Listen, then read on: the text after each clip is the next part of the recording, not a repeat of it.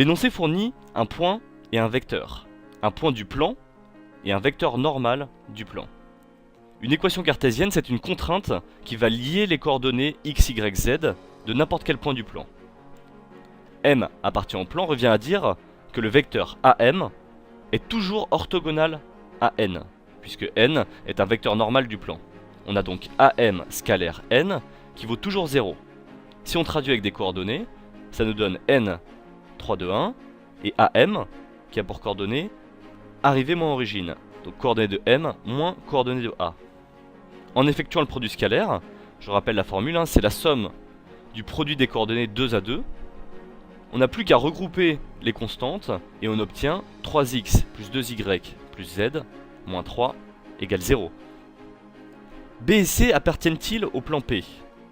B appartient au plan P revient à dire que ces coordonnées vérifient l'équation cartésienne. Donc je remplace x, y, z par 2 moins 3, 2. On obtient moins 1 qui est différent de 0.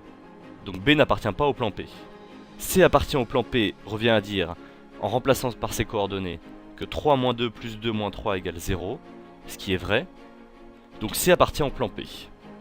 Pour calculer la distance entre un point quelconque de l'espace, ici B, et le plan P, on applique simplement la formule du cours qui nous dit je réinjecte les coordonnées de B dans l'équation cartésienne, le tout entre valeurs absolues, et au dénominateur, je mets la norme du vecteur normal. Je vous rappelle, c'est racine des coordonnées de n au carré. 3 au carré plus 2 au carré plus 1 au carré.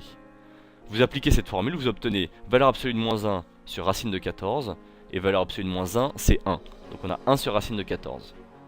La logique de ces exercices, c'est donc d'établir, ici à l'aide d'un vecteur normal, l'équation cartésienne du plan, pour ensuite s'en servir pour tester si un point appartient au plan, ou établir la distance entre un point et le...